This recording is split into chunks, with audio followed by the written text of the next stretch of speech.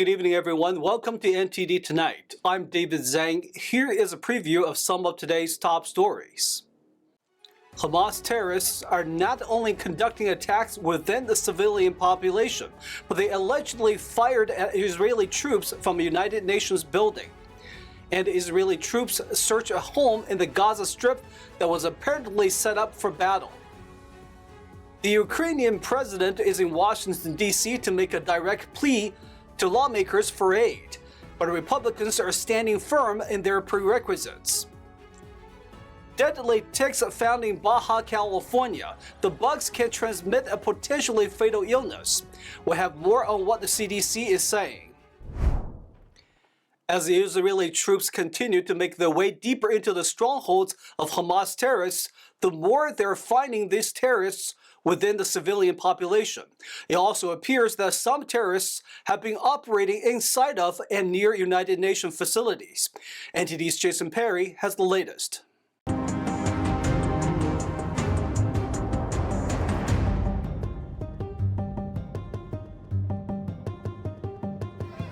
Residents in the Gaza Strip continue to feel the pain of war between Israel and Hamas terrorists. People in Rafah, one of Gaza's southernmost cities, scrambled after an Israeli strike. I was sitting with my children in a safe place. We saw the rocks of the house fall on us. A huge explosion was heard. Meanwhile, Israeli troops are in quite the predicament as Hamas terrorists continue to launch attacks from within the civilian population. The IDF on Monday released footage from inside a home in the Gaza Strip that was apparently set up for battle. The IDF discovered several large explosive devices that were hidden inside bags labeled with the United Nations Relief and Works Agency letters.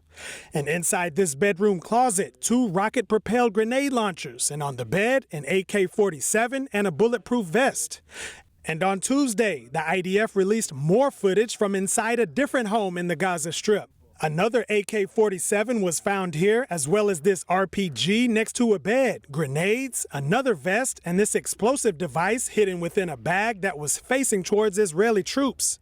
And a troubling discovery was made over the weekend in a video released by the IDF. The letters UN are circled in red at the top right of the screen. Then to the left, someone fires a weapon at Israeli troops from this building. This is a United Nations Relief and Works Agency school in Beit Hanun in the northern Gaza Strip. The United Nations and UNRWA did not comment on the incident. The United Nations has been calling for an immediate humanitarian ceasefire, a move that was recently vetoed by the United States. Israeli Prime Minister Benjamin Netanyahu showed his gratitude. I greatly appreciate the American support for destroying Hamas and returning our hostages. Following an intense dialogue with President Biden and his team, we received full backing for the ground incursion and blocking the international pressure to stop the war. And he said, although there is disagreement regarding how the situation in the Gaza Strip will be handled after Hamas is defeated, he added this. After the great sacrifice of our civilians and our soldiers, I will not allow the entry into Gaza of those who educate for terrorism, support terrorism, and finance terrorism.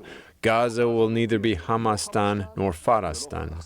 Terrorists not only fired from a UN building in the Gaza Strip, the IDF says Hezbollah terrorists in Lebanon fired a rocket at Israel that was launched just 20 meters from a United Nations compound in southern Lebanon.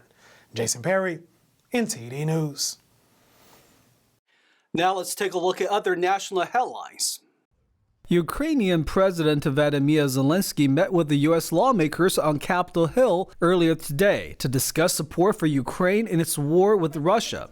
After the meeting, House Speaker Mike Johnson revealed that he told Ukraine's leader the U.S. Congress stands with him and against Putin's brutal invasion, but added that conditions for Ukraine aid remain unchanged. Zelensky's visit to Washington came as President Joe Biden's request for an additional $110 billion aid package for Ukraine, Israel, and other national security needs. But Republicans are insisting on linking the funds to stricter U.S.-Mexico border security changes.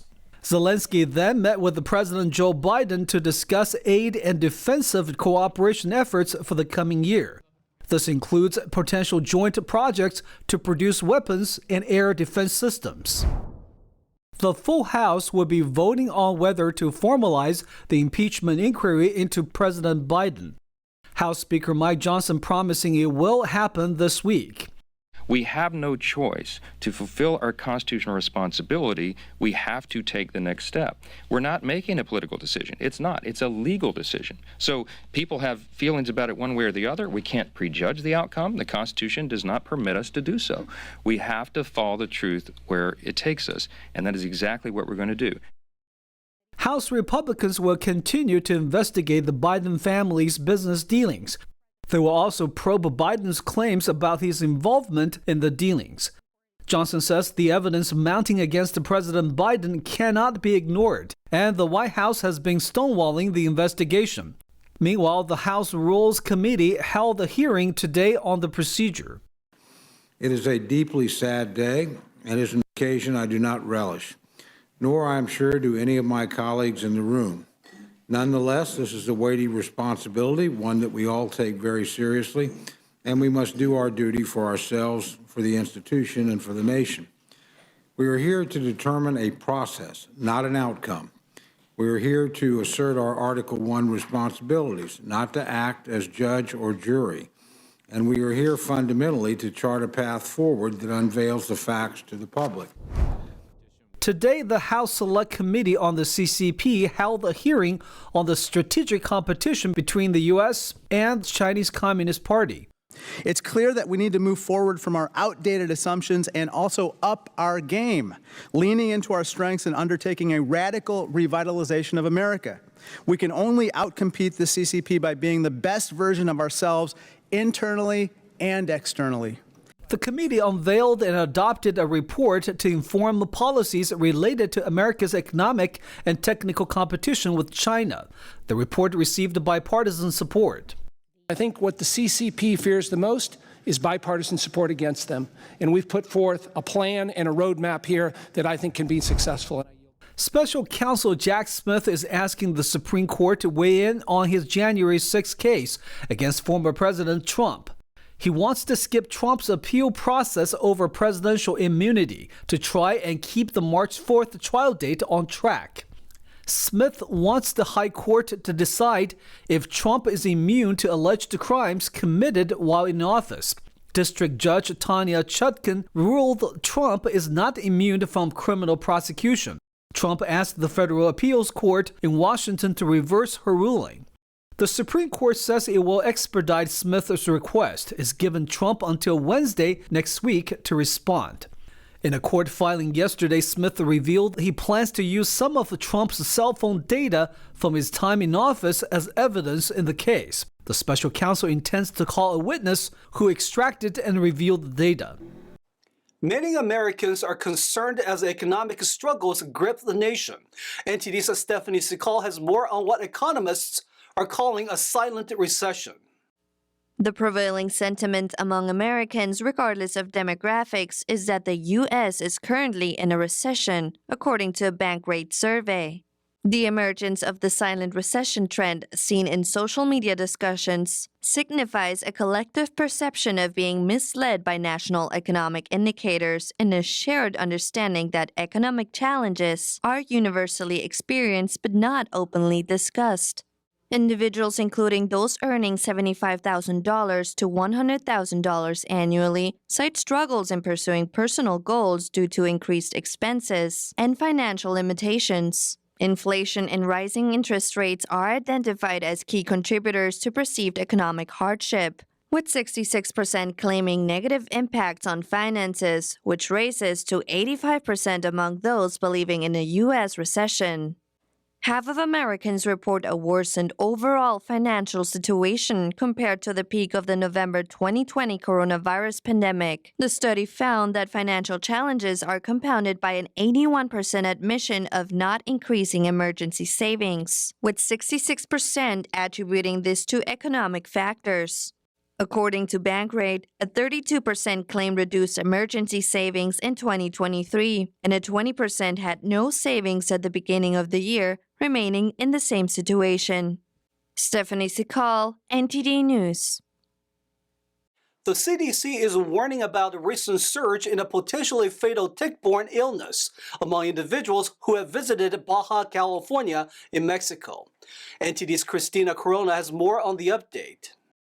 According to the CDC's health advisory released Friday, 3 out of 5 patients infected with Rocky Mountain Spotted Fever, or RMSF, have died from the disease. The affected individuals were all treated in Southern California hospitals and had traveled to Tecate, Baja California, within 2 weeks prior to the onset of their illness. These cases have been reported since late July. 3 were U.S. residents and 2 were Mexican citizens. RMSF, transmitted by brown dog ticks, can be fatal within days. The CDC said in a statement, if RMSF is suspected, initiate treatment with doxycycline immediately. Do not delay treatment pending laboratory confirmation. Early treatment saves lives. During the first 4 days of illness, symptoms including fever, headache, gut issues, abdominal pain, muscle pain, rash, eye and hand swelling are relatively mild. Without treatment, the infection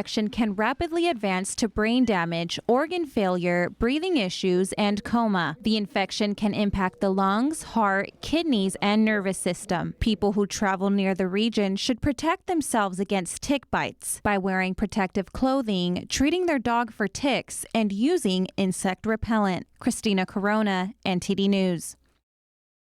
We'll take a short break now, everybody, but here's a look at what we have for you when we come back. New Mexico is reporting a drop in demand for its oil. What does the slowdown mean for the state and the local economy? An arrest warrant now issued for a student caught wandering into basketball star Steph Curry's home. The foreign exchange student had failed to appear in court. Actor Zac Efron now has a star on the Hollywood Walk of Fame. He was honored for his starring role in High School Musical. Those stories and more coming up on NTD Tonight.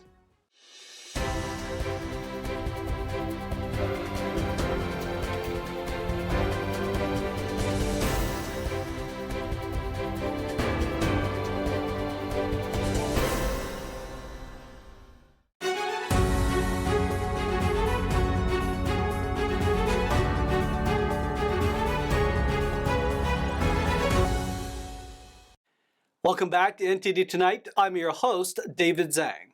The state with the second highest oil production in the U.S. could be producing less as demand declines. The uncertainty is due to possible future efforts to move towards renewable energy production and electric vehicles. New Mexico is the nation's #2 oil-producing state, which contributes to its wealth. But now the state grapples with how much it can effectively spend as petroleum production slows down and the world's thirst for oil falters. According to a new forecast Monday, the state is headed for a $3.5 billion general fund surplus for the year, running through June 2025. New Mexico's annual state government income has swelled by nearly 50% over the past 3 years, driven largely by oil and natural gas production in the Permian Basin. It's the most prolific shale oil-producing region in the country that extends across southeastern New Mexico and portions of western Texas. The state will draw a record-setting $13 billion. Monday's forecast anticipates 2.2% growth in state government income, on top of 10.2% growth during the current budget year. The government income estimate sets a baseline for budget negotiations when the Democratic-led legislature convenes in January. It could extend efforts to set aside money to ensure critical programs endure when oil income falters. New Mexico's largest source of income is tied to decisions across the globe about renewable energy production, adoption of electric vehicles, and new applications for nuclear power that aim to reduce fossil fuel use. A foreign exchange student was caught wandering into basketball star Steph Curry's home. He said he just wanted to get an autograph. However, after failing to appear in court, a warrant is now out for his arrest. NTD's Jason Blair has more. An exchange student showed up to basketball superstar Steph Curry's home in Atherton, California.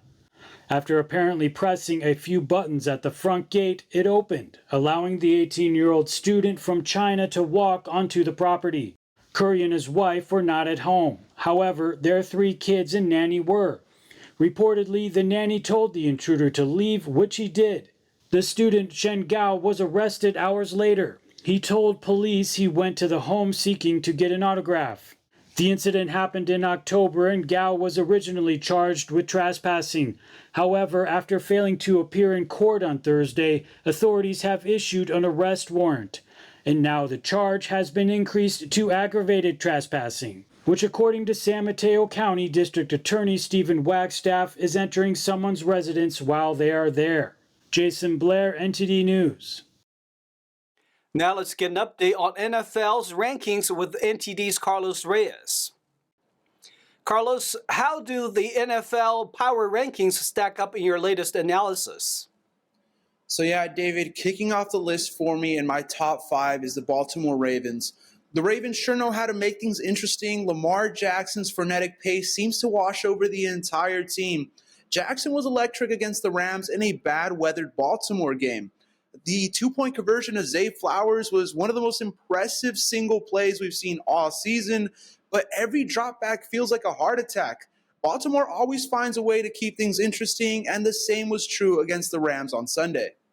Up next, wrapping up on number 4, we got the Eagles. So the Eagles got embarrassed a week ago against the 49ers and were dominated by the Cowboys on Sunday Night Football. While Philadelphia outgained Dallas by nearly a yard per play, the club's 3 offensive stars, Jalen Hurts, A.J. Brown, and Devontae Smith, all coughed up the ball. Although the Eagles lost the NFC East lead and the number 1 seed thanks to their Week 14 loss, they have the easiest remaining schedule moving forward. Upcoming games against the Seahawks, Giants, and Cardinals will be more forgiving for the Philadelphia club. And what about the top 3? So yeah, David, the top 3 is going to be a little bit interesting due to this past weekend. At the number 3 spot, I got the Dallas Cowboys. So it was a pretty good Sunday night for the Cowboys. Dak Prescott continued to bolster his MVP case. The running game got going en route to 138 rushing yards, and Dan Quinn's defense turned Philly over 3 times. That's unheard of. Dallas overtook the Eagles for first place in the NFC East and still have a shot at a first-round playoff bye. But Prescott and company have to face the Bills, Dolphins, and Lions over the next 3 weeks. While the Cowboys are all but assured of a playoff spot, they might have a tough time competing with San Francisco and Philadelphia for the conference number 1 seed. So at number 2, I have the Miami Dolphins. The Dolphins are missing Robert Hunt, and Terron Armstead is questionable to play, but it shouldn't destroy the Dolphins' offensive game plan. Meanwhile, Tua can get rid of the ball quicker than he could say his own name, and although Tyreek Hill was limited this week in practice, he's got a record to pursue. And without further ado, the number 1 spot for me is my San Francisco 49ers. This isn't just me being a fan, you guys. This team is the truth. The 49ers are seemingly impossible to defend.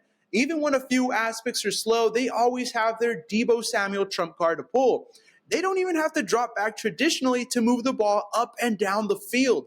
Brock Purdy threw for 368 yards on only 27 attempts, and he didn't even have a particularly strong game. Between defensive lapses caused by Kyle Shanahan's play calling and the talent in San Francisco, it was a bloodbath for Seattle's defense. All right, Carlos, thank you so much. Another childhood star got his name on the Hollywood Walk of Fame. Zac Efron was recently honored for his role in High School Musical. Zac Efron was honored in Los Angeles on Monday with a star on the Hollywood Walk of Fame. Efron, who is best known for the High School Musical film series, paid tribute to Friends star Matthew Perry during the ceremony. I really also want to mention someone that's not here today, and that's Matthew Perry, who was so kind and generous with me while we worked on 17 again. Collaborating with him in Burst Years was so much fun, and it really did propel me and motivate me in so many ways. It really pushed me into the next chapter of my career, and for that, thank you so much, Matthew. Efron's friends and co-stars Miles Teller of Top Gun Maverick and Jeremy Allen White of The Bear addressed the ceremony and praised Efron as a legend and a true movie star. You are my friend and running mate. You are the man, the myth, the legend that is Zac Efron, baby. And Zac, he is more than deserving of this honor because for my generation, our generation, Zac was and is the first true superstar to really come out of our class. He chases challenge, he chases change. He's also devastatingly handsome, he's kind, and he's endlessly hardworking. But what I think I admire most about Zac is the way he supports his cast and his crew. He champions us. He wants us at our best all the time. And to me, I think he's selfless and he's egoless. It's as if Zac Efron doesn't know he is in fact a movie star. White stars with Efron in the upcoming movie Iron Claw. That's all we've got for you tonight. We would like you to join us again on NTD Tonight every weekday at 9 p.m. I'm David Zhang. Have a wonderful evening.